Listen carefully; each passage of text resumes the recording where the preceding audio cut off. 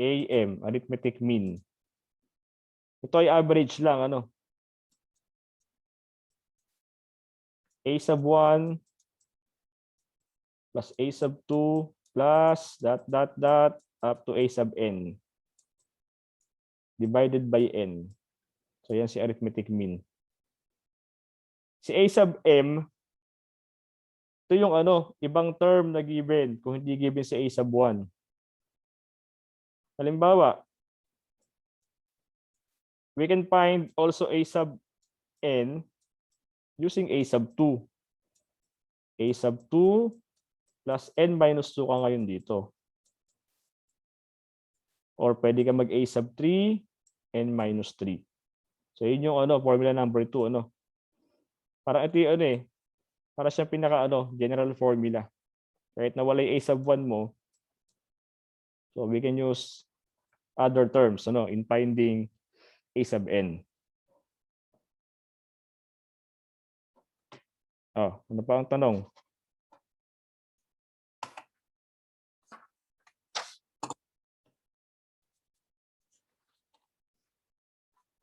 Yung mouse.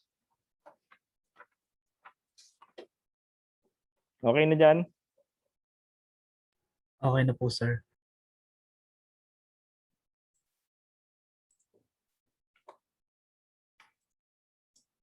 Okay. 1. So we're going to find the nth term of 6, 2, negative 2, or and so on. Natin muna, ano, yan ba ay arithmetic? Tingnan natin.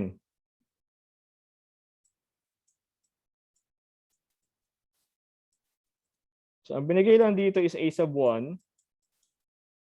6. Binigyan din tayo ng second term na 2. At nagbigay din dyan ng third term, is equal to negative 2. Okay, natin ha. So difference muna tayo using A sub 2 minus A sub 1. So equal ito sa 2, A sub 2 natin. And then A sub 1 is 6. So ano ang difference nila? Negative? Ano difference? 4, sir. So we have negative 4. Hindi kung mag-i-equal A sub 3 minus A sub 2. A sub 3 is negative 2. A sub 2 is positive 2. So we have minus 2. So ito ay equal din sa negative 4. So therefore, ito ay isang arithmetic progression with a common difference of negative 4. Okay, so ang pinapahanap ay nth term. Now, using the formula for nth term, we have A sub n. Since meron tayo diyang first term, so pwede tayo mag A sub 1 plus n minus 1 times the common difference d. Then A sub n, or the nth term, is equal to A sub 1, 6, plus, this is n, ano, n, minus 1. Ang common difference natin ay negative 4. So A sub n is now equal to 6 plus magiging negative 4n. Magiging plus 4.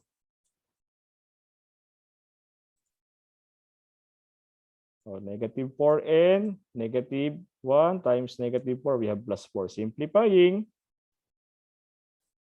the nth term is equal to 10 minus 4n, or negative 4n plus 10.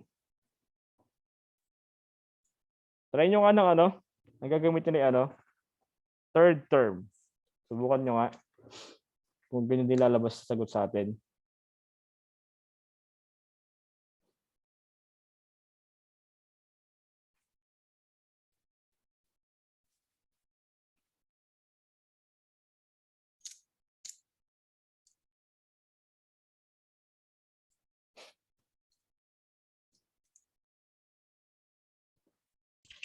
Ganun din po, sir. And then, using A sub 3, Yung kayo ng formula, di ba? Pwede ka kasi A sub n equals A sub m, di ba? Plus n minus m times the common difference d. So if we're going to use the third term, kung tayo ay mag-A sub 3 plus n minus 3 yan, d. So ang A sub 3 mo ay negative 2 plus n minus 3, common difference is negative 4. So magkakaroon ka ng negative 2 plus negative 4n plus 12. So negative 2 plus 12 ay positive 10. Yan, meron kang 10 minus 4n. Yung sinasabi ko kanina, equal lang naman sila, Gamit yung first term, meron kang makukuha ang sagot. Gamitin mo yung second term, ganun pa rin sagot niyan. Or gamitin mo yung third term, yun pa rin ang sagot. Kaya nga, mas maganda tandaan ito, yung formula na to, kumpara sa A sub 1 lang, So A sub n is equal to A sub m plus n minus m times d. So depende yung sa given. Kung pailay given. Yun yung A sub m natin. May tanong?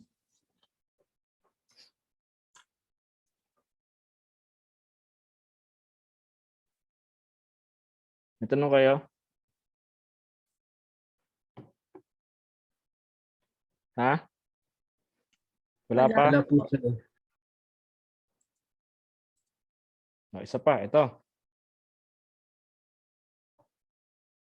So we're going to find the sum of all integers between 300 and 800 that are divisible by 14. So lahat ng numbers na divisible sa 14 between 300 and 800, kukunin natin ang sum nila lahat. So pag pinag-add mo sila lahat, ano yung sum nun? So ngayon, since mayroon niya condition,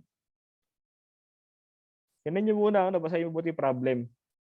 Ang condition mo rito, exactly divisible by 14. Magsisimula ka ng 300, matatapos ka ng 800. Ngayon, alamin natin. If we are going to divide 300 by 14, sakto kaya ang sagot. Divide nyo nga. Hindi po, sir. Pakita ko ang 300 over 14, ano lalabas sa calculator? 21.4285. 21.43. Ano ito? Opo.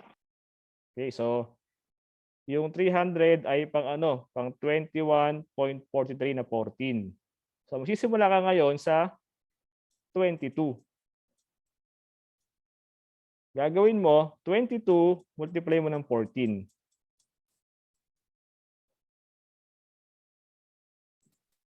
$308 po. So equal sa 308. Ayan ang simula mo, 308.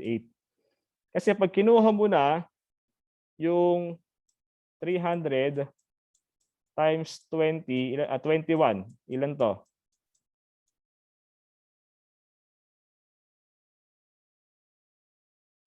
$6.3 po. Ito pala, mali. 21 pala times 14. 300. 21 times 14. 294. 200.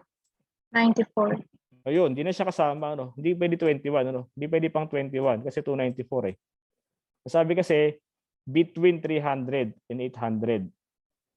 So, hindi ka pwede magsimula sa pang 21. Simula mo pang 22, which is 308.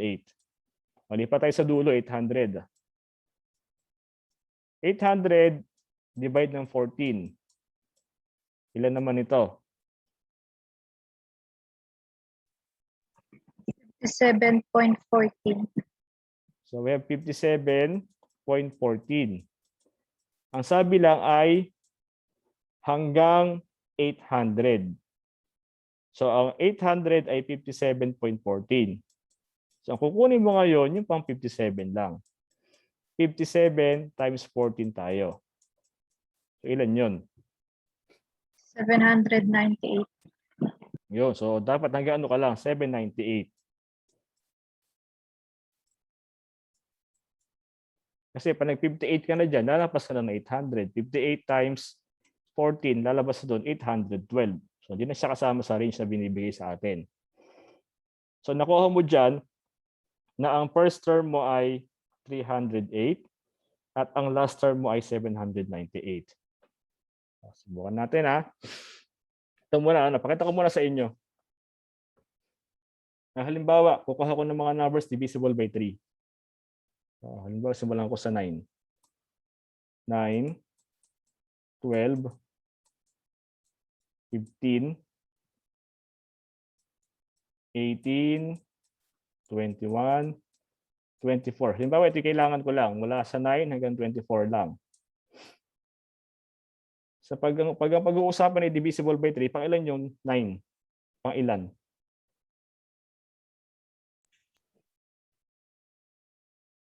Pag ang pag-uusapan ay divisible by 3, Hindi, pag ang divisible by 3, mula sa 0, pang ilan yung 9? Pangatlo po. Pangatlo dapat ito, ba? Pangatlo dapat yan, di ba? Ito, pang ilan? Pang 8, di ba? So pag kukunin yung kung mula 9 ka hanggang 24, malalaman mo kung ilan yung kailangan mo. Kung ilan sila lahat.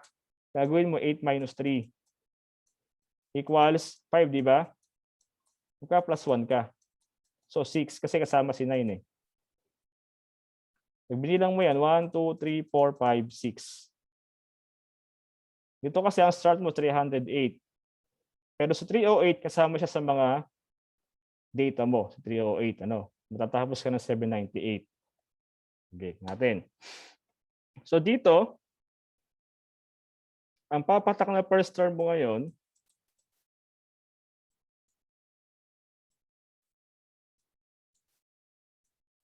ay 308.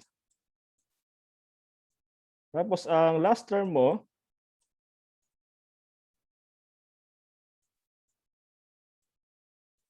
ay 798. Si 308, ito ay pang ilang divisible by 14. Di ba ito ay 22nd, ano? Tama ba? Ha? O 21st? 22nd po. So itong 308, 22nd dito, ano? Ang 22 yan na divisible sa 14. Ngayon, si 798 naman, ito ay pang 57. Pag ang reference natin is divisible by 14. So 57 dyan. Kasi yan ay 57 times 14. Ngayon, ang pinapahanap sa atin dito is yung sum. Ano ba ang formula ng sum? S sub n is equal to n over 2 times a sub 1 plus a sub n. So meron ka ng first term, 308. Meron ka ng last term, 798. Ano ngayon yung n natin dito? Ilan sila lahat dyan, ibig sabihin?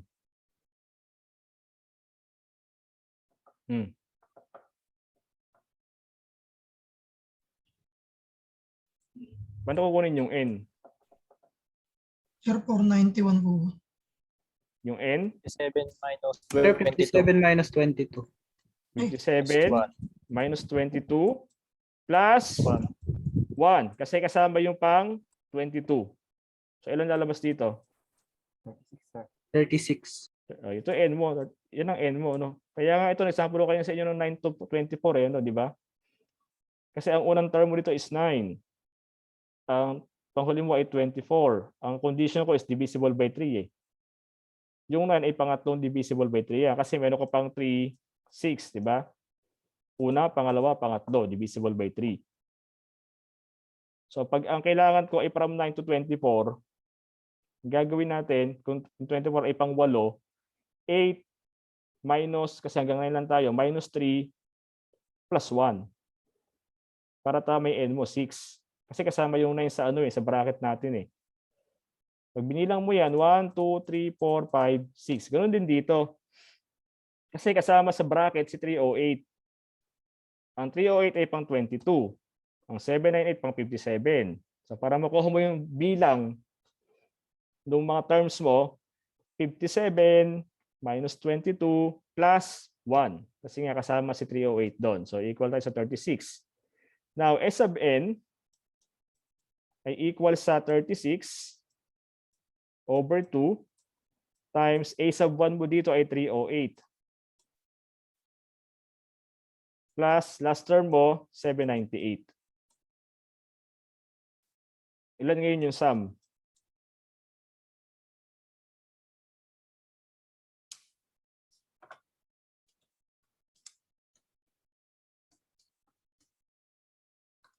Sir, 19,908.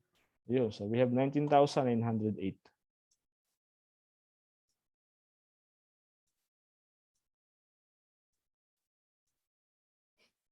Oh, pag sinabing divisible, no, common difference ka eh, no? Pag mga divisible eh. Kagaya nito, oh. Ito yung mga numbers sa divisible by 3. 3, 6, 9, 12, 15, 18, di ba? 21, 24. Pag chinek mo yan, meron yung mga common difference na 3. Puro common difference ay 3. So pag may common difference ang pasok mo, doon ka sa arithmetic progression. So divisible by 14, sabihin lahat ng terms na to, yung number na yan, pag inisa-isa mo yan, ang common difference nila ay puro 14. So yun siya, ano, pag divisible, ano, exactly divisible. So we're talking of common difference. Yung isa-isa mo yung term na yun. So meron kang arithmetic progression. Ano gusto nyo linawin dyan bago natin iwan? Yan ay board exam problem, ha? Yung problem na yan, ano?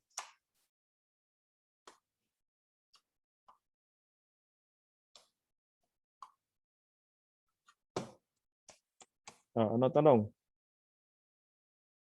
Ano malabo na gusto nyo linawin? Meron pa tayong ano geometric, harmonic. Nag-prepare pa ako dito ng ng word problems. Ano ata nagawa ko hanggang number related sa kata mixture. Baka matapos natin kung aabutin.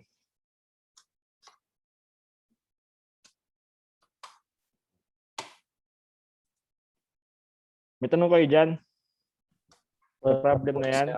Wala po, sir. Okay na. Sige.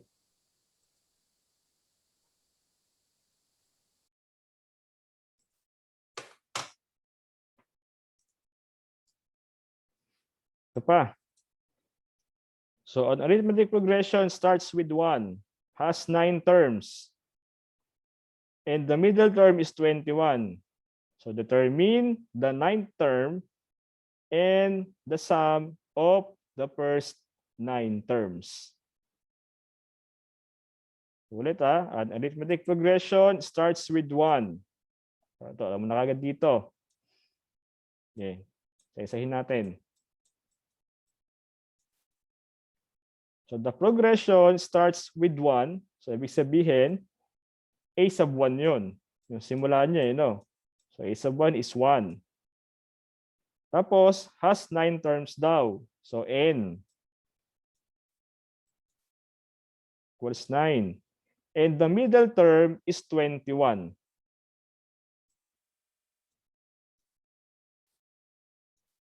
Pang ilan kaya yung 21? Kung 9 terms yun, ano yung gitna ng 9?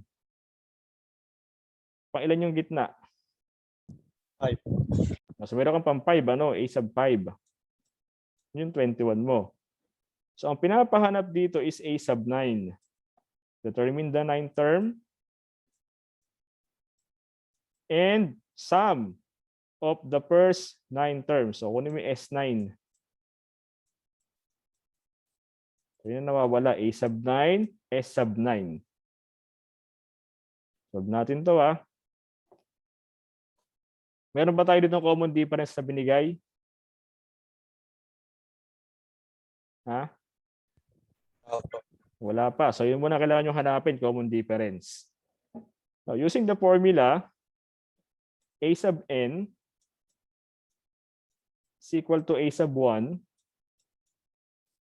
plus n minus 1 times D. So, punta kayo sa mga given, ha? Nagbigay ng A sub 1. Nagbigay ng A sub 5. So, we can use A sub 5 muna. A sub 5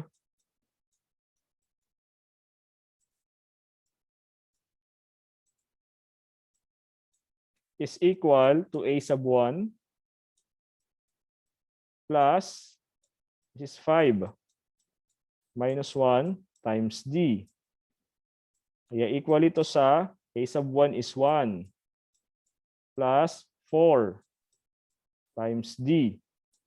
Ano value ng A sub 5? 21 siya. Transpose mo yung 1, so magiging 20. Equal yan sa 4D. So divide by 4. So we can get the common difference equal to 20 over 4i5. So meron tayong common difference na 5. Okay. Ngayon, doon tayo sa pinapahanap. 9th term. So, siya ng dalawang paraan, ha? A sub n, again, is equal to A sub 1 plus quantity n minus 1 times D. So, I will use A sub 1 for A sub 9. A sub 9 is equal to A sub 1 ay 1 plus n, so 9 minus 1 times the common difference of 5. So A sub 9 is now equal to 9 minus 1 ay 8. 8 times 5 ay 40 plus 1. So we have 41 for A sub 9. Or A sub 9 is also equal to A sub m.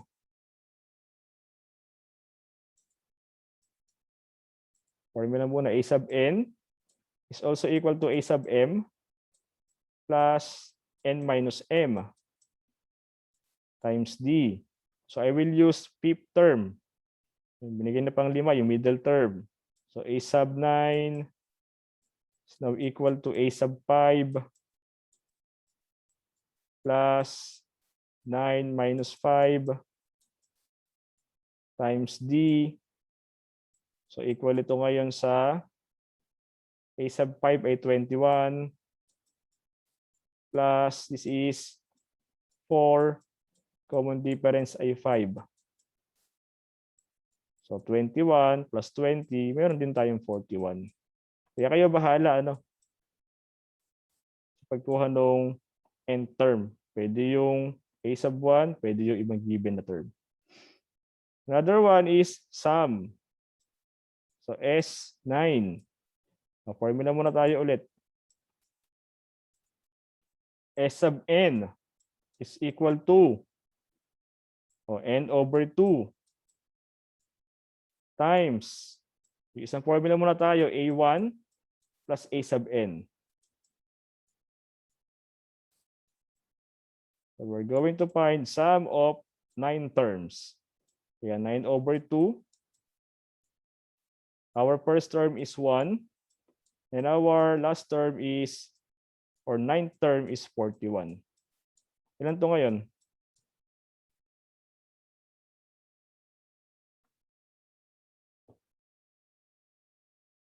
Ilan lalabas dito?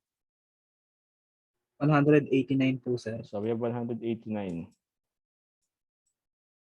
Or we can use S sub n equals n over 2 times 2a1 plus n minus 1 times d.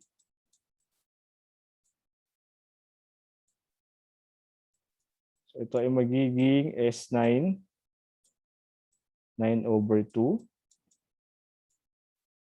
times 2, a1 is 1 plus 9 minus 1 times difference ay 5.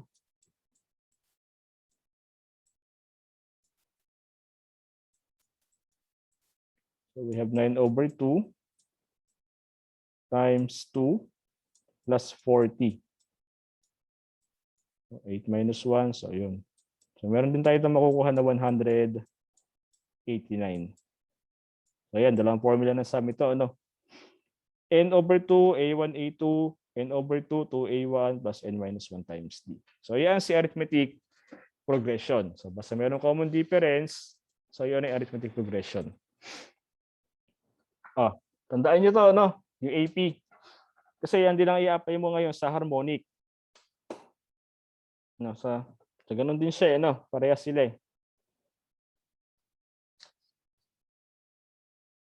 Sa HP and AP. Kasi ang harmonic naman, pag binaligtad mo, babalik ka ng AP, no? Sa arithmetic. Okay.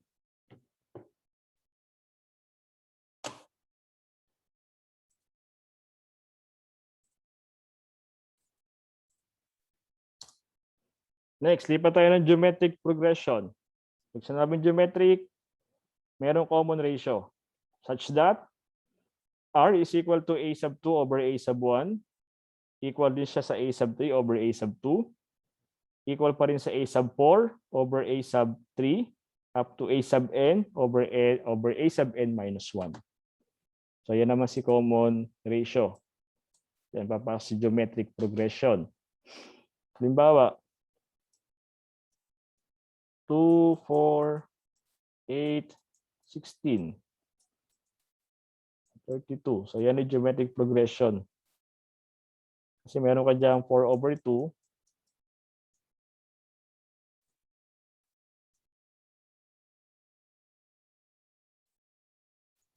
Four over 2 ay 2. 8 over 4 ay 2 pa din. 16 over 2, A over 8 ay 2.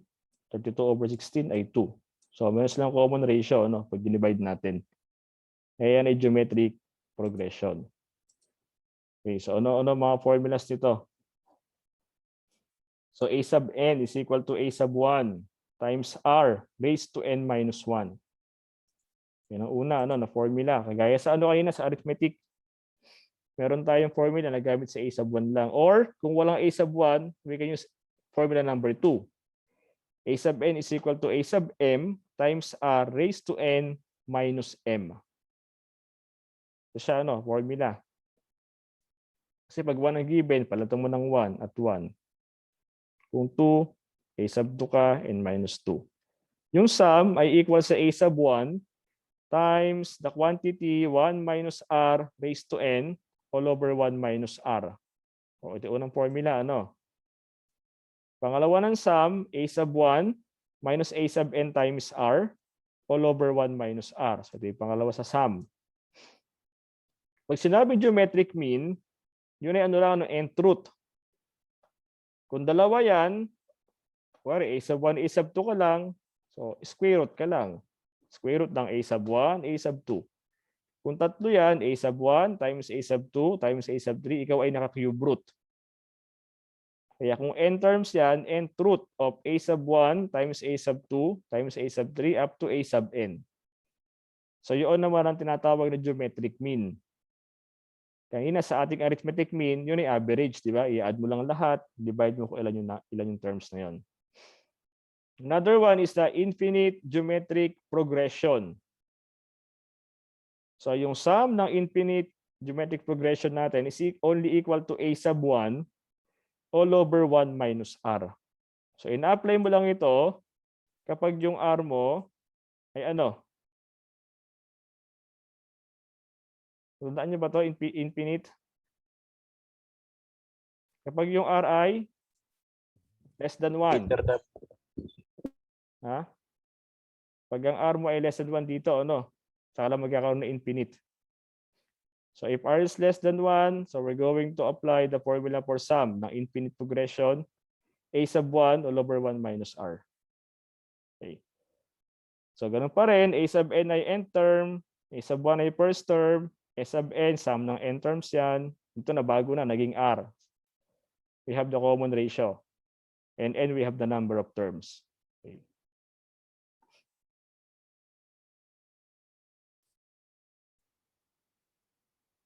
Sanayin nyo na mag-memorize ng formula, Ang malaking tulong dito yung pagsusulat sa dingding. Simulan nyo na rin kasi Para ano, preparation na sa board exam, ano? That memorize yung mga formula. Ang dahil formula dito eh.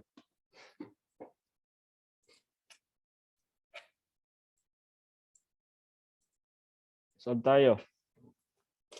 So a geometric progression has 45 as third term and 10,935 as eighth term. So determine the 10th term and the sum of the first 10 terms. So yan yung problem. Ano? Yan, gawa-gawa ko lang kanina yan. Ano? Gawa-gawang problem. Bukan natin.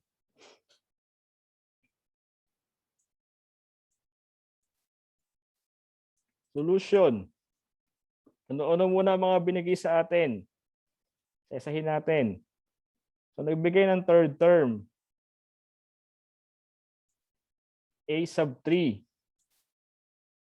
na equal kay 45. At binigay rin sa atin yung pang-8, A sub 8. Na equal naman kay 10,935.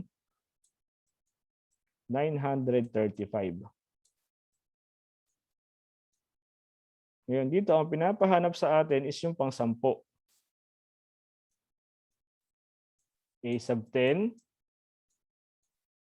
Saka yung sum, yung 10 terms na yan. So yan. Natin, formulas muna tayo. So meron tayong formula for A sub n. So equal daw yun kay A sub 1 times R raised to n minus 1. Kaso wala naman tayong first term. So hindi siya pwedeng gamitin. Hindi pa tayo sa isa pa, A sub n. So equal yun sa A sub m times R raised to n minus m. Tingnan nyo yung paglaro ng equation. Ano ba yung given sa'yo? A sub 3 binigay. Ano pa yung binigay? A sub 8. So we can use A sub 3 and A sub 8 to find the value of R, yung common ratio. Kasi lang binigay ng common ratio dito eh. Hindi mo rin siya makukuha sa dalawang given lang na magdi-divide ka. Ano? Wala. Kasi hindi mo sila magkatabi. Hindi sila magkasunod. Kung magkasunod dyan, divide lang tayo. Kaso magkalayo, third and 8. So we're not going to apply the formula. Yung n way mas malayo, ano, para ano. Pero pwede magkabaliktad dyan eh. So if we're going to find A sub 8, so given yan, yung m ko, yung sa baba, A sub 3. Times R. So yung n ko ay 3, yung m ko ay pala ano. Yung n natin ay 8, yung m mo ay 3. Okay, lagyan natin yung mga value ha. A sub 8 ay 10,935. Equals, A sub 3 mo ay 45. Yung R ay unknown. 8 minus 3 ay 5. To solve for R, divide muna tayo ng 45. Kabilang side ng equation.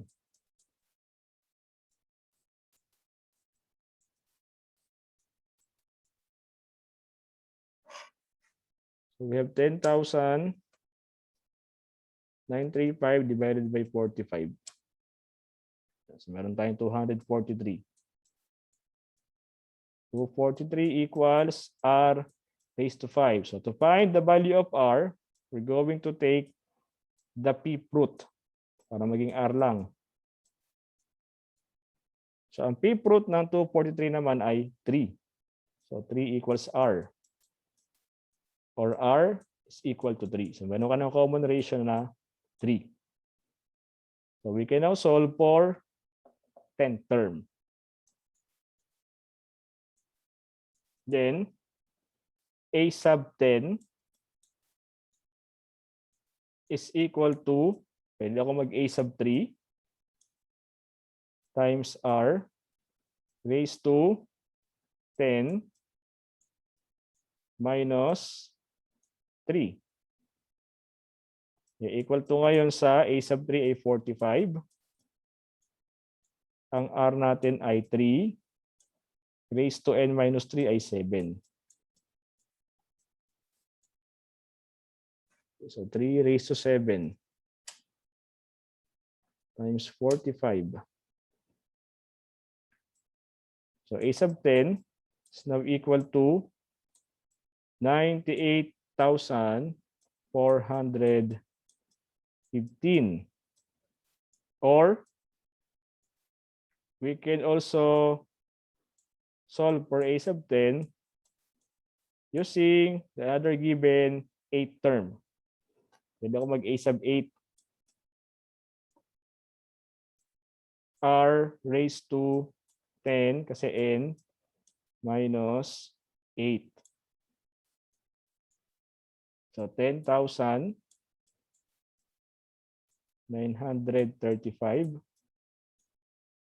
times r. So r is 3.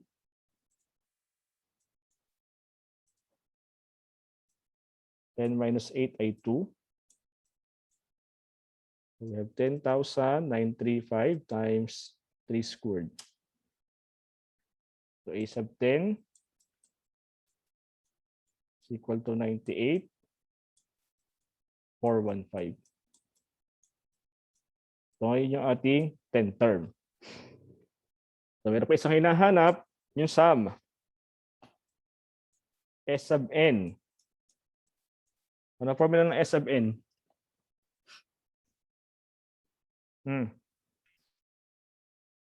First term.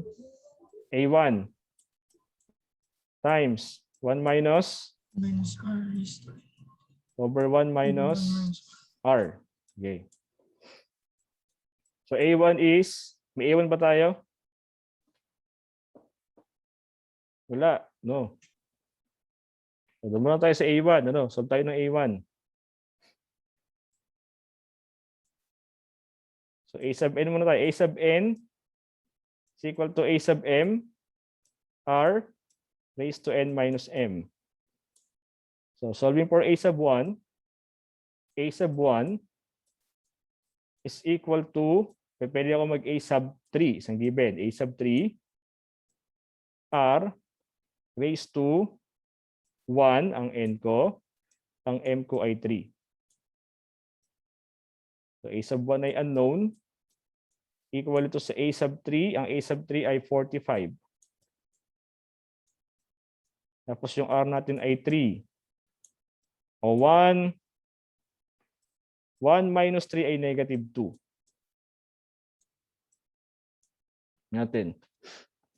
45 times 3 raised to negative 2. So we have 5 as A sub 1. A sub 1 equals 5. Then, sum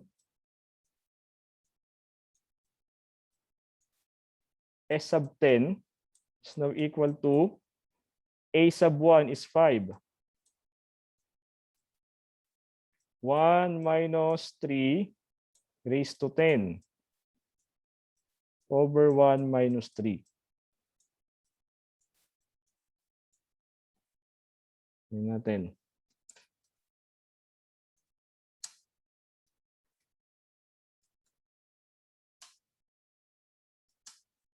Ano nakuha nyo? 147. 107,000, tama? 620. 620. So ito yung sum ng lahat ng 10 terms na yan sa geometric progression. So ayun, pwede nyo kunin A sub 1 using the formula for A sub n. Kahit ang given nyo mas malayong term. Kagaya dyan, ang ginamit ko sa pagkuha ng A sub 1, yung A sub 3. Pwede mo na gamitin dyan, A sub 10, o kaya yung A sub 8 mo, Basta alam mo yung n saka m, na pagkakaiba ng dalawa.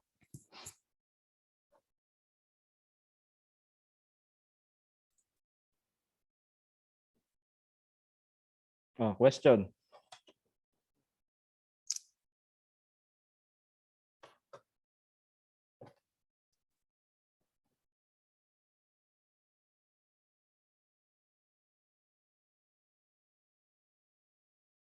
Tanong kayo?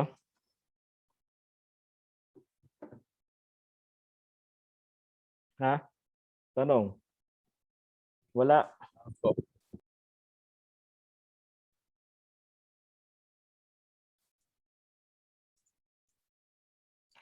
Ito. Pag-problem tayo. May kahalong ano. So the length of the side of a square is 12 inches. A second square is inscribed by connecting the midpoints of the side of the first square. A third by connecting the midpoint of the second, and so on. So find the sum of the areas of the infinitely many squares thus formed, including the first.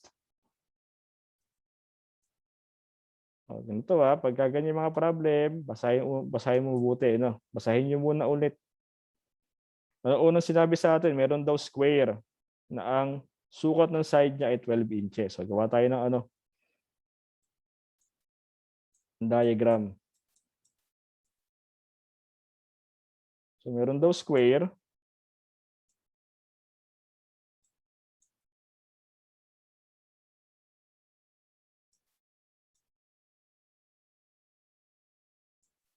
Yung daw sukat ng sides ay 12 inches.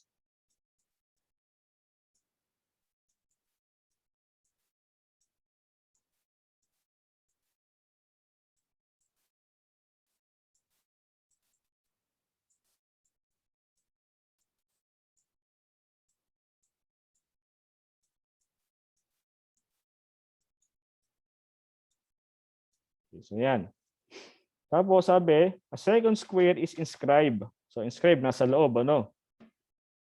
Tapos gagawin mo yung square na yun by connecting the midpoints of the side of the first square. So as if ating first square, ito yun, ano? Ito yung ating first square. Tapos gagawin mo yung pangalawang square, kukonect mo yung mga midpoint nun. So ito yung gitna ng bawat side niya. Midpoint, gitna. Ito yung isa. Dito. Saka dyan. No? I-connectan natin muna.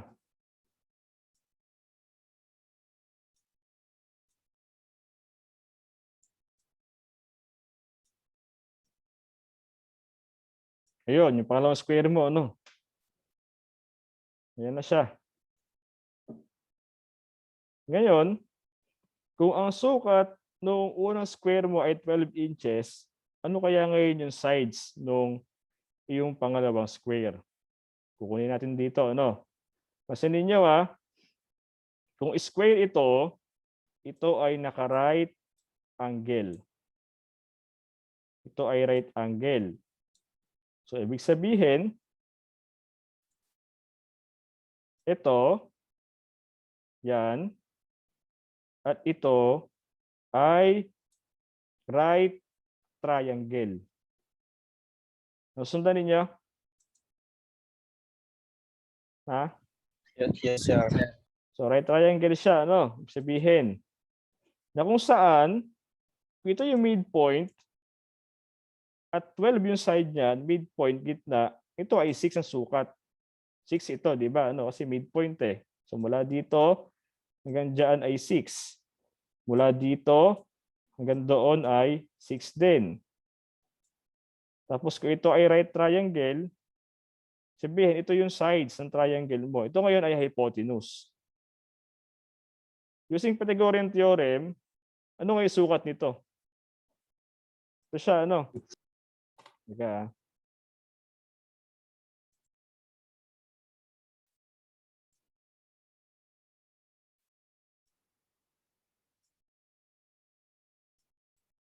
Six at 6. Ito yung ano mo, A, B, C ang hypotenuse mo. By Pythagorean theorem, itong C na to, equal yan sa square root ng 6 squared, di ba, plus 6 squared. So, ilan to ngayon pag simplify? Ito ay 6. Tama ba? 6 square root of 2. Yes, sir. Yes, So, sir. so yan ganyan yung sukat nung side ng square na isa. Kunin natin, lagay natin. So ito ngayon, ay 6 square root of 2. So, yun yung length, yung side ng pangalawang square mo. Yung third square, ang ginawa din, ganun din. No, connecting the midpoints of the second. Okay, ito naman yung second. Ano? Ito yung midpoint niya. Yan. Ito. Dito. Saka andyan. So, pag connecta mo yan,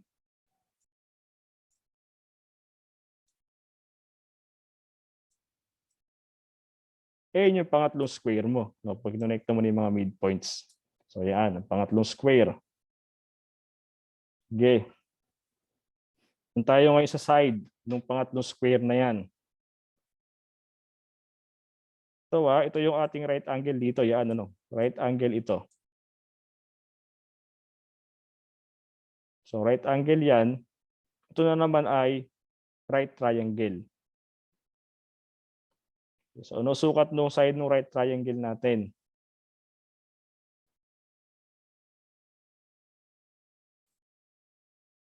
Kung itong buo ay 6 square root of 2 at tayo ay nasa midpoint, no, kalahati, sabihin, ito ngayon ay 3 square root of 2. Mula dito hanggang doon.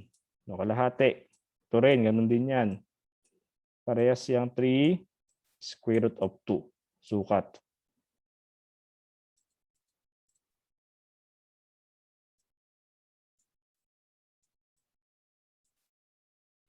Nasundan niyo ba yung flow ng solution? Sir. Yes po, sir.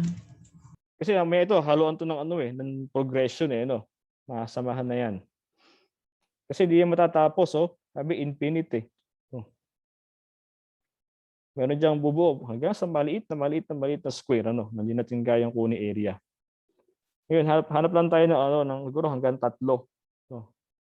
Para makita natin ano nangyayari sa area ng square. Malalaman natin mamaya ano nangyayari doon. Ngayon, kung ito yung right angle mo, yung itong pula na to, right angle yan. So ito yung parang pinaka-base ng triangle mo. Ito yung pinaka-height niya. Ito ngayon yung hypotenuse ulit. Ano sukat ngayon itong pula na to?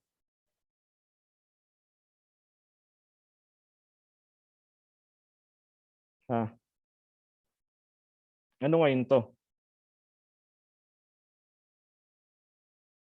Bumbod na nga natin, Ito siya, Ito yung right angle. So, hypotenuse ito, isa na to.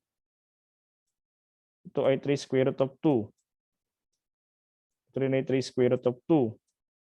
Ba't siya naging 3 square root of 2? Kasi yung second square mo, ang sukat ay 6 square root of 2. Midpoint yun, kalahati. So, 6 square root of 2 divided by 2, meron kang 3 square root of 2. Ito nga yung hypotenuse na to, kagaya kanina, so yan ay 3 square root of 2, diba, squared, plus 3 square root of 2 squared. Ano lalabas? 6. Equal sa?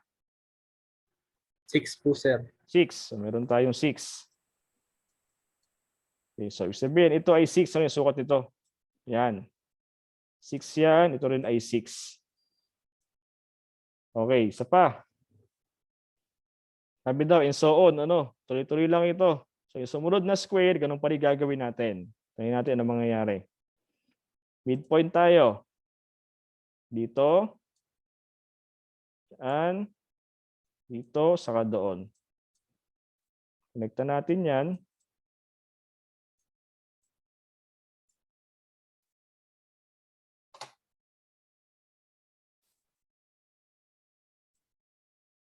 Ayun, yung sumunod na square natin. Ganun pa rin procedure dito. Ganun pa rin tayo. Ito na naman yung ating right angle dito. Right angle ito. So, meron naman diyang right triangle. Ano sukat ngayon ito? Ano sukat? 3 square root of 2. Okay, so ito kasi, Di ba ito ay 6. Ito rin ay 6. So, ibig sabihin, di ba? Ito ay 3. Ito ay 3. Yung baba, ano? Dito hanggang doon, 3 yan. So, bukod ko ulit triangle ulit. Ito yun, sa baba.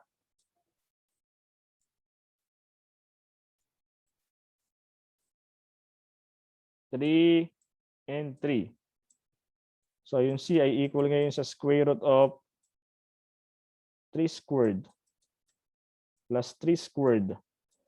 Meron tayong 3 square root of 2. Kaya yung length ng side ng square na yon ay 3 square root of 2. So, okay na yun siguro. Ano, hanggang 1, 2, 3, 4 na squares tayo.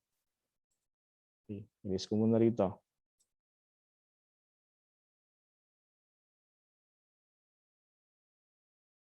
Ang pinapahanap dito yung sum ng mga areas. Kung kukunin ko yung area nung square 1, so equal yon sa 12 squared. Di ba? S squared na yung area ng square. So equal to kay 144.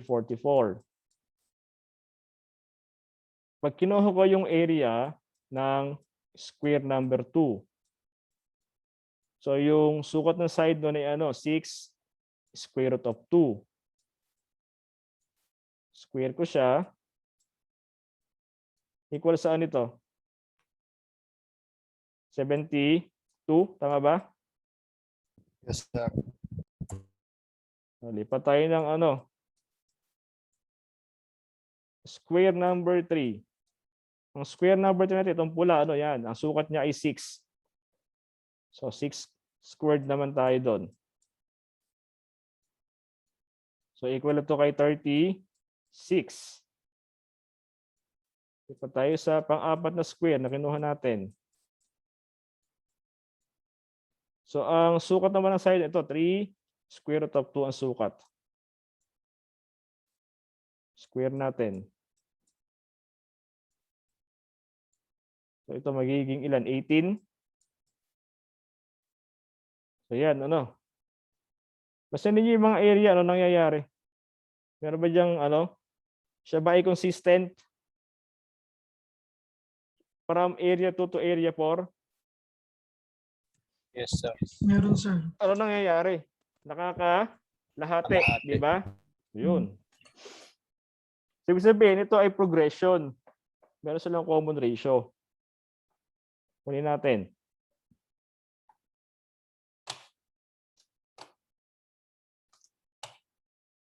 So, area 4 divided by area 3 is equal to 18. 18 over 36. So, ito ay 1/2. Now, area 3 divided by area 2, ito naman ay equal sa 36 over 72. So, equal to sa 1/2.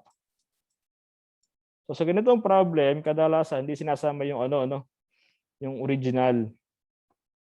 Pero nagkataon kasi dito na mula sa original nakalahati.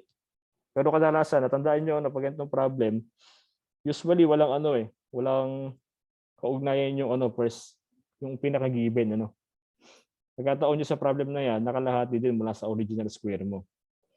Kaya pwede mo siya isama, pwedeng hindi. Pwede mo i-consider na nagsimula yung progression mo kay 72.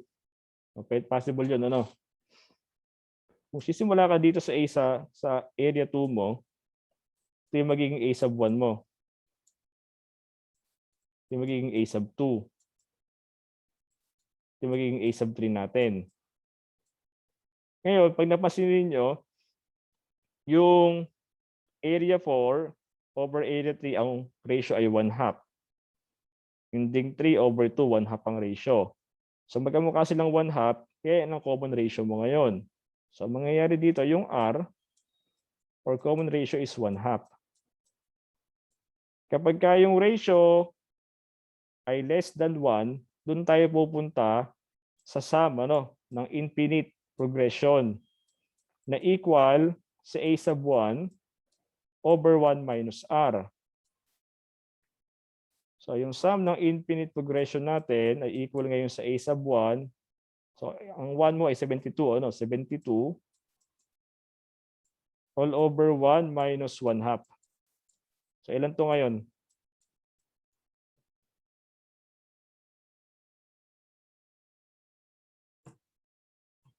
Ilan?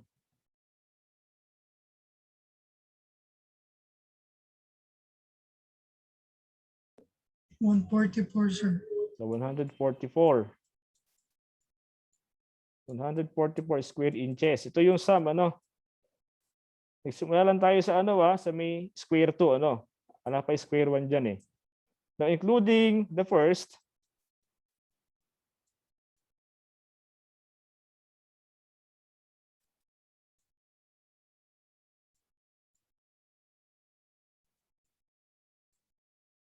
so yung sum ay equal ngayon sa 144. Yung per square mo, 144 din. Okay, equal to sa 288. So we have 288 square inches. So yun yung sum ng lahat ng mabubuong square. Gaano pa siya kaliit, Kasi di yan matatapos Mahabang madami yan, Napakaliit pa. Tapos sa ang ratio ay less than 1, ayan. Nagamit kayo ng S infinity, A sub 1 all over 1 minus R. Actually, yung problem na yan, pagka nagsimula ka sa A sub 1 mo sa 144, hindi sagot mo 288, Nagkataon kasi na yung pag 1 half ng area mo, nagsimula sa 144.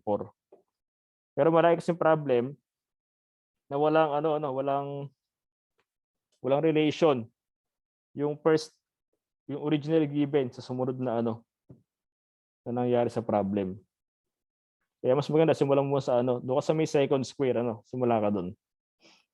Para sa sa infinity. So ayan, yan, application niya ng geometric progression. Pero may kahalo siyang geometry, di ba? Saka ng trigo. Meron tayong Pythagorean theorem diyan. Pero nag-apply pa rin tayo ng concept ni geometry kasi may area na pinag-uusapan.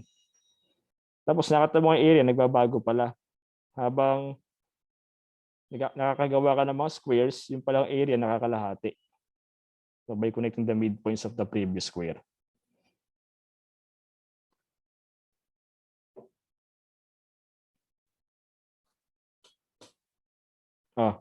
Tanong. Kaya pa?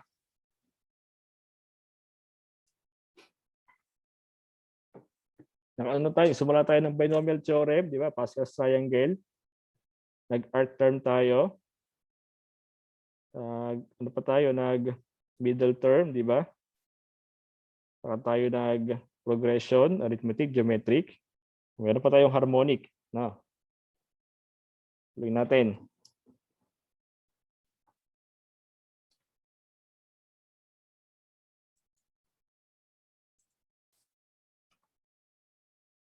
So sa harmonic progression naman, ito naman yung sequence of numbers. Condition lang dyan, reciprocals are in arithmetic progression. So babalik tayo ngayon kay AP. Ano formula doon? A sub n is equal to A sub 1, di ba? Or A sub m plus n minus m times d. So arithmetic yung common difference. Balikan natin si arithmetic. So para ma-solve mo si harmonic, gagawin mo, reciprocal mo muna siya, saka siya magiging arithmetic progression. So solve mo ngayon yung hinahanap sa arithmetic, baliktarin mo ulit para mabalik sa harmonic. Ganun lang si harmonic, ganun lang yung gagawin. Tignan natin. So find the 12th term of the harmonic progression, 1, 1/3, 1/5, and so on. Okay, solve natin.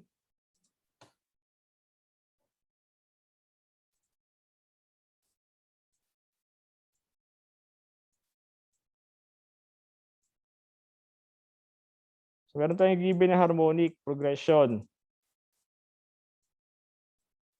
So daw siya 1, 1/3, and 1/5. So ang harmonic progression, dapat pag reciprocal mo yan, ang kalalabasan ay arithmetic progression. Kunin natin. So we're going to take the reciprocals.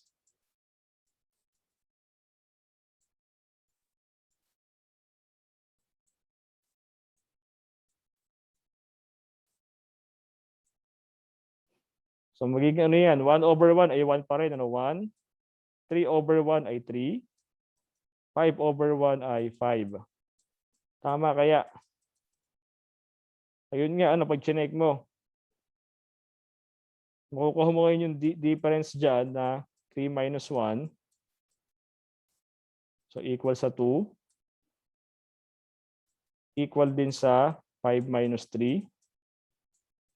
So 2. So therefore, makukulod mo na ang common difference talaga ay equal sa 2. At ikaw nga ay mayroong arithmetic progression. Kaya dyan, using arithmetic progression, so meron tayo ngayong a sub 1 na equal sa 1. Meron kang a sub 2 na equal sa 3. At meron kang a sub 3 na equal sa 5. At nakuha mo nga ang common difference na equal sa 2. Then solving for a sub 12 of our AP. So using the formula of the arithmetic progression, a sub n is equal to a sub 1 plus n minus 1 times d. I will be using a sub 1 kasi may a sub 1 naman tayo. No? So a sub 12 is now equal to a sub 1 is 1 plus n is 12 minus 1, common difference is 2. So a sub 12 is now equal to 1 plus, ilan to? 22. No? Yeah, a sub 12 natin yan, ilan? So, meron tayong 23 for a sub 12. So yan yung a sub 12 mo sa arithmetic progression. So therefore, in harmonic progression, a sub 12 of our harmonic progression is now equal to 1/23. Babalik mo lang sa kanya reciprocal. Kaya yung a sub 12 mo sa harmonic is 1/23. So yun lang naman ang kaiba ni harmonic. Apply mo lang yung principle ni arithmetic. Basta lang siya, reciprocal muna. Solve mo sa arithmetic. So pag na-solve mo na hinahanap, reciprocal ka ulit. Yung mga end term niya.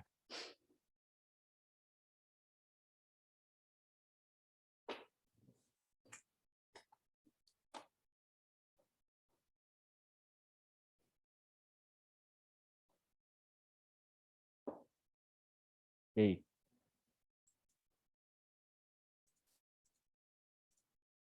So, okay. Sumala tayo sa ito lang sa concept siguro. So, how to solve word problems? First, so we're going to read the problem all the way through quickly to see what kind of problem it is and what it's about. Basahin mo buti yung problem. Basahin niyo muna tungkol ba sa problem na yan. So, look for a question at the end of the problem. So, ano hinahanap? So, this is often a good way to find what you are solving for. Yun muna, hanapin yung question. Ano ba yung kailangan sa problem?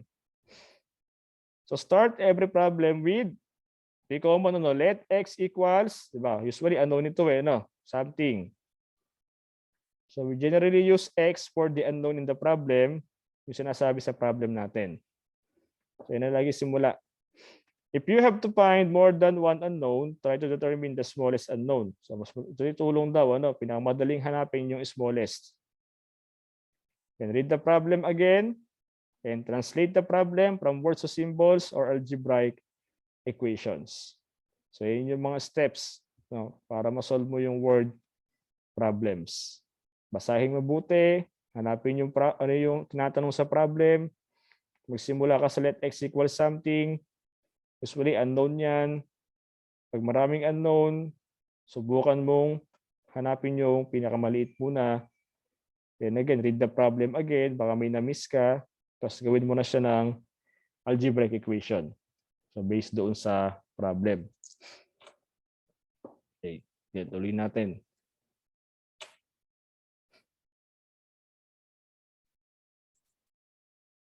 Okay, so we have the following facts to remember. So in translation, times as much means multiply. More than means add. Decreased by means subtract. So increased by means add. Separate A into two parts means find two numbers whose sum is A. Percent of means multiply. Ito pa isang mahalaga. Is, was, will be. So become the equal sign in algebra. This example, if 5 exceeds 3 by 2, then 5 minus 3 equals 2. Kapag sinabing 5 exceeds by 3, 5 exceeds 3 by 2, pwede mo siyang gawing exceeds becomes minus sign and by becomes equal sign. Kaya 5 minus 3 equals 2. Or pwede mo siyang translate as 5 equals, di ba? 3 plus 2. Pwede din siyang gano'n,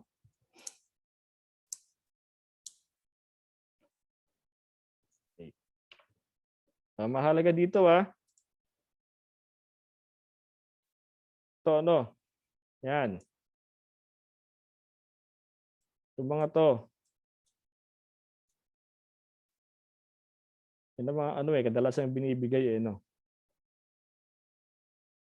More than, so add doon, decrease by, subtract, increase by, add, is, was, will be ay equal sign ang katumbas sa algebra.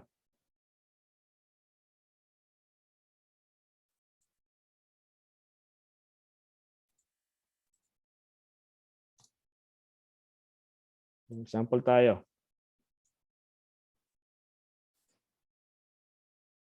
We have the following statements. Saka tayo ngayon mag-rewrite into algebraic expression or equation. Twice as much as the unknown. Paano siya sa algebra? Unknown, so ito muna ay x, di ba? O twice daw, the unknown. Ano katumbas ngayon nun? 2x. Yun, so magkakaroon ka ng 2x. O ito, 2 less than the unknown. Pagka puro x tayo. Ano ngayon to? X minus 2. Ito ay x minus 2. Pag sinabi namang 2 less the unknown, 2 ano naman ay minus 2 minus x? Daan yung pagkakaiba, Pag ang gamit ay less than, una to, Mauna to. Ayun, x minus 2. Pagka naman 2 less, dire-diretso. 2 minus x. 2 less the unknown. Okay. So we have 4 more than the unknown. So pagka-addition, kahit alam mo pwede naman. Kahit 4 plus x yan, x plus 4. Walang problema doon sa addition, Pwede mo siyang gawing 4 plus x or x plus 4. A number decreased by 4. Alam mo ba yung number? Hindi mo siya alam. So yung number ay x. Decreased by 4, so minus 4 tayo. 8 decreased by the unknown. So we have 8 decreased by the unknown. 8 minus x. Oh, ito, Ricardo. Ricardo's age Kapal. 4 years from now. Halimbawa, di pa alam yung age ni Ricardo. Ano ngayon to sa sa expression? 4 X years plus from 4. now. Plus So meron 4. kang x plus 4. O si Jerome, 10 years ago. X minus 10. X Meron ka minus namang 10. x minus 10. Ito yung gamit na gamit sa sa may age problems, yung future saka yung past. Dapat sanay kayo mag-translate, pagka age problem ng pag-uusapan. Pinakamadaling i-solve yung age problem kapag sisimula ka lagi sa present age. Lagay mo sa variable yung present age muna. Present age ka, tapos gawin mo yung sinasabi sa past o sa future niya. Kung kagaya nito, pag sinabing 4 years from now, kung x at y sila, so x plus 4 ka, y plus 4. Diba? Ganun naman yun para madali i-solve yung age problem.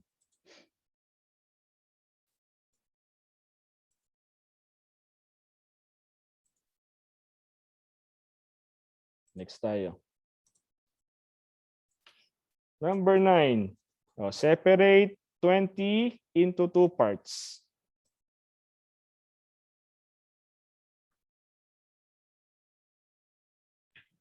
Kung meron kang 20, kung meron kang x, isang part ng 20, ano yung second part niya? Over 2. Hindi, pagka muna, kung meron kang 20, kung yung isang part niya ay x, ano yung pangalawang part niya? Y. Ha? 20 minus x, di ba?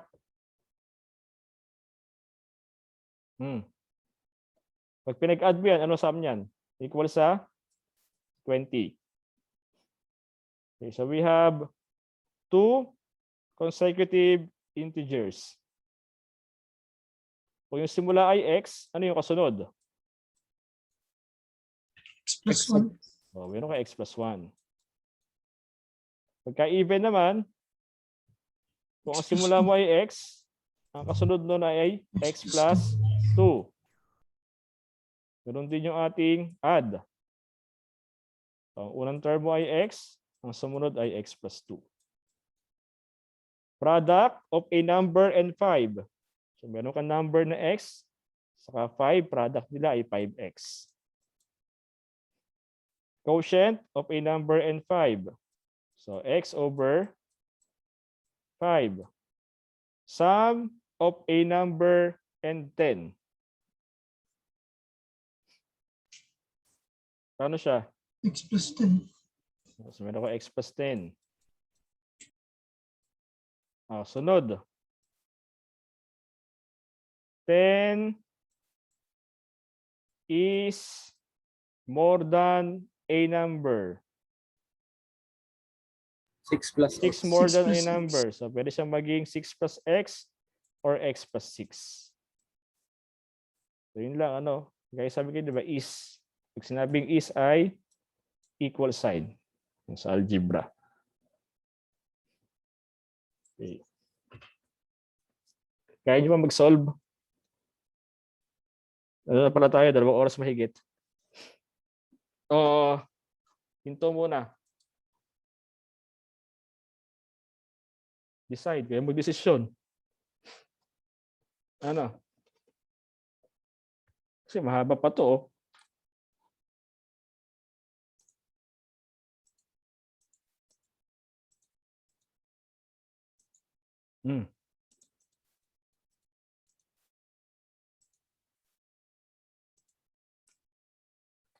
Ano?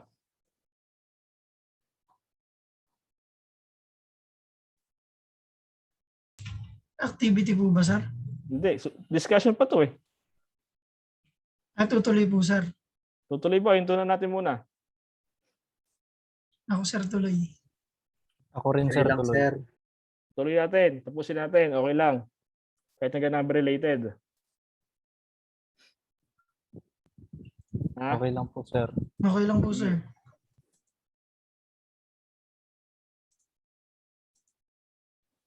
Solve tayo ng problems. So there are 2 numbers whose sum is 72. So one number is twice the other. So what are the numbers? So dito kayo bahala, pwede kayo mag XY, pwede kayo mag single variable X lang. Yun yung mga problem. Nag-uusapan ay sum lang. Subukan natin.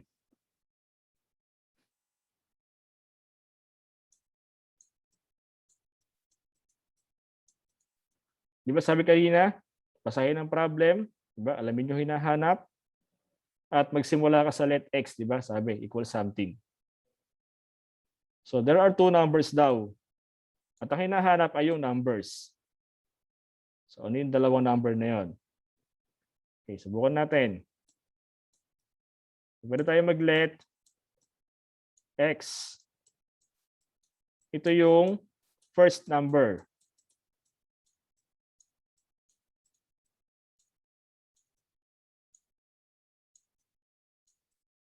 So yun yung ating first number, X. Ngayon, pwede mong gawing Y, yung second number. Nasa inyo yun eh. Okay, may second number mo, 72 minus X. Pwede rin naman. Mag-Y muna tayo. Sige, Y. So let Y equals the second number.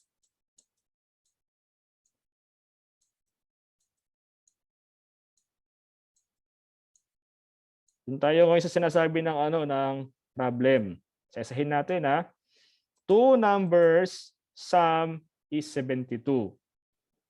So our equations, yung ating mga working equations, unang sinabi doon, yung sum ng dalawang number ay 72. So ibig sabihin, X plus Y equals 72.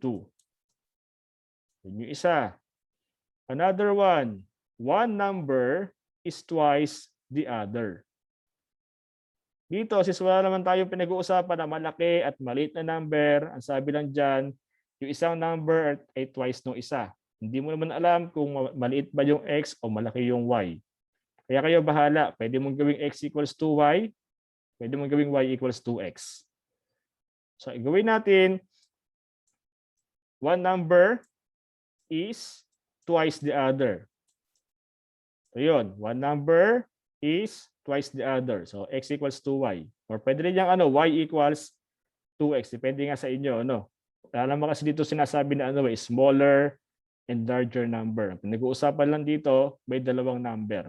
Yun lang sinasabi sa problem. Okay. Using this condition, these equations, so we can now solve for X and Y. So galing tayo dito sa equation number 1 natin. Meron tayong equation number 2 na nakuha. If we're going to use equation 2 doon sa equation 1 natin, we can solve for the value of Y. Natin So since X equals 2Y, and X plus Y equals 72. So, pwede kong palitan si X ng 2Y. Yan, magiging 2Y plus Y equals 72. So, meron tayong 3Y equals 72. Ilan to ngayon? Ilan ngayon yung Y natin? 24 po. So, Y equals 24. Ngayon, pwede mo isolve yung X gamit yung equation 1 o equation 2. Using equation 2,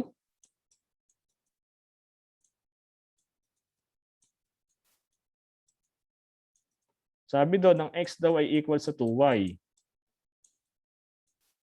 So, then X is now equal to 2 times 24. Kaya meron tayong value ng X na equal sa 48. Or, pwede mo rin siyang gamitin. Equation 1.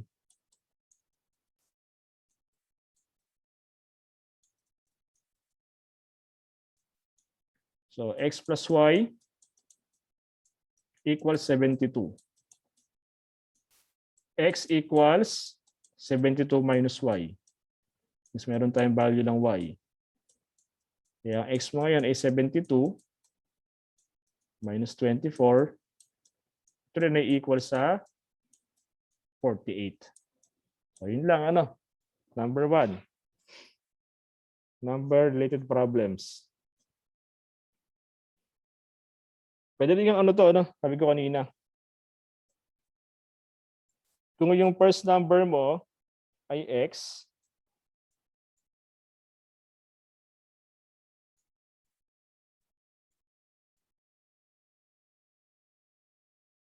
so ibig sabihin, yung second number mo ngayon, siya ay 72 minus x.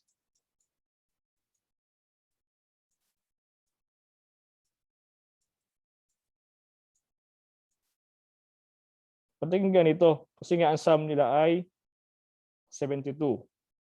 O yung isa ay x, pag binawas mo yung x sa 72, yun yung pangalawang number na iiwan. So ang sabi sa condition, one number is twice the other. So pupunta dyan na ano. So pwede mong gawing x equals twice ng second number, 72 minus x. So mangyayari, x equals 2 times 72 is 144 minus 2x. Transpose ko to, magiging 3x. So equals sa 144. Ilan yung x ngayon dito?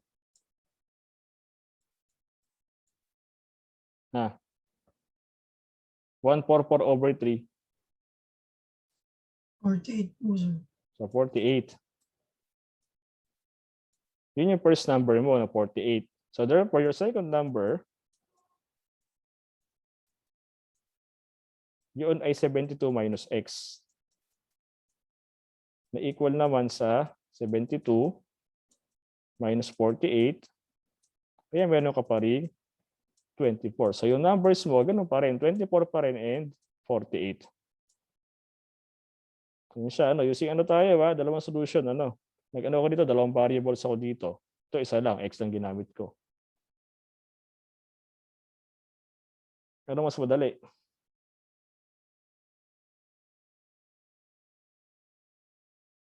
Kasi parang mas madali talaga dito yung x and y, ano.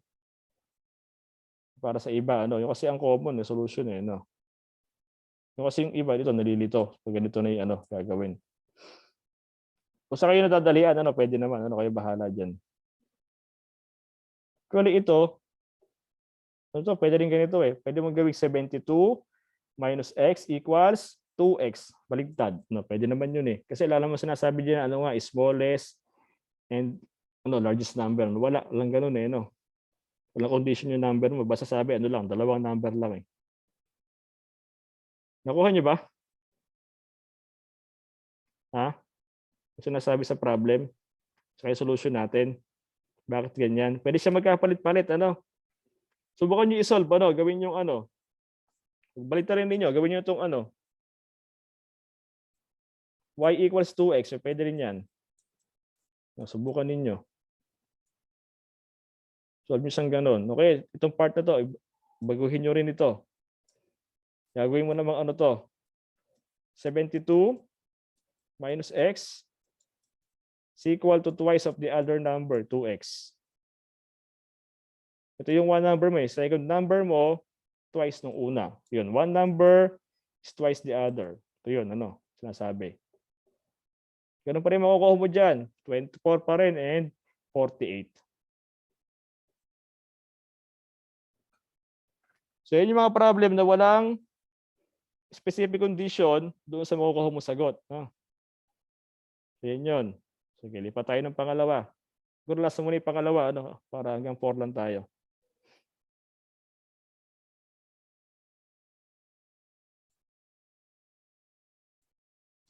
Ito. Gumawa ko na iba eh, no?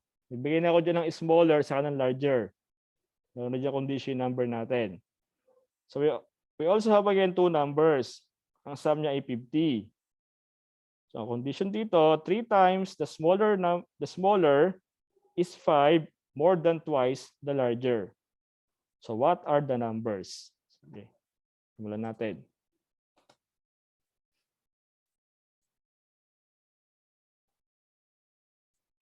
So, mababago na rito yung statement mo, ha? May iba na dyan. So, let x ulit tayo. Equal. So, sa halip na first number and second number, ayun na. May sinabi na rito eh. Smaller saka larger. Halimbawa, ang gusto ko maging x yung smaller, yun ang aking magiging equation. So, let x equals smaller number.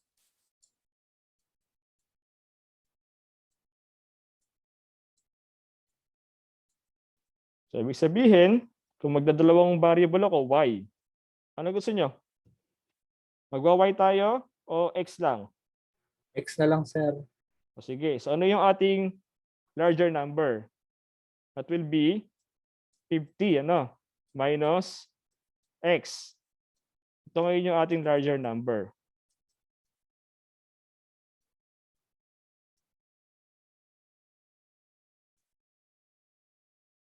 So nasabi sa next statement natin, 3 times the smaller. So, isahin natin, ha? 3 times the smaller. So, smaller ay x, kaya 3x is equals 5 more than twice the larger. Ang larger ay 50 minus x.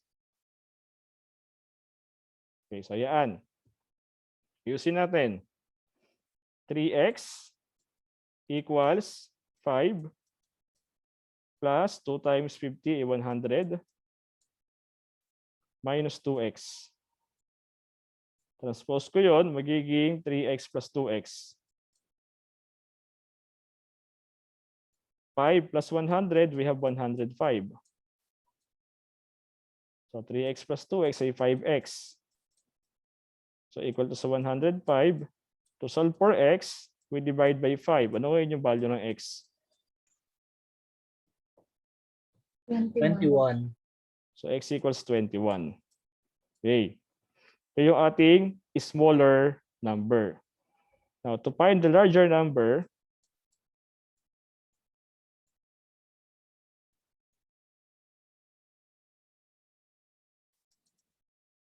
so yun daw ay 50 minus x. Kaya equal ito sa 50 minus 21. Ilan to ngayon? 29. So meron kang 21 and 29. Pag kinuha mo yung sum nila, equal sa 50. So yan, ano, sinasabi sa problem, meron na diyang condition eh. Kaya di mo siya pwedeng pagbalik-balik na rin na ano. Kasi x na yung mismo smaller mo, at yung 50 minus x na yung ating larger number. Try nyo i-solve naman ano, ng xy, ano, mag-xy kayo. Kaya sa example 1 kanina. Pwede rin yun. Para masaya din kayo sa ibang variables.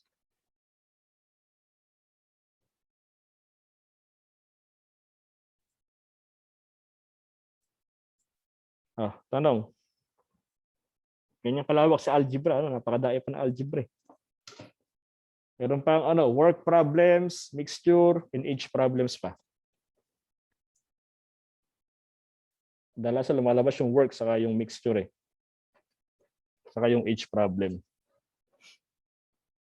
Tayo next meeting.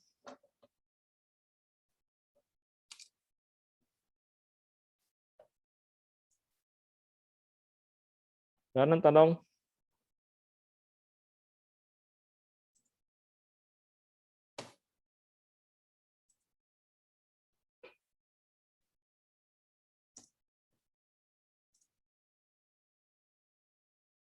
Ito, madali lang itong 3 eh. No? 3 consecutive even integers such as the largest is 3 times 3 ito, no? 3. Ano lang yung susunod na meeting?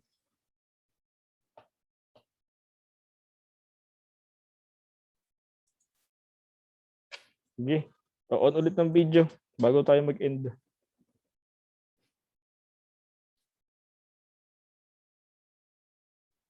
Narin tayo nag face to face, halos 3 hours.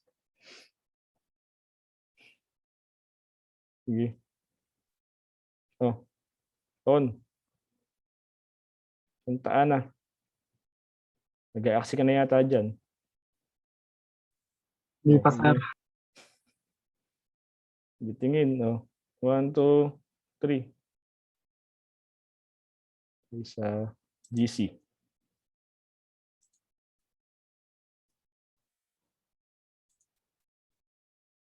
Okay, kung wala lang tanong,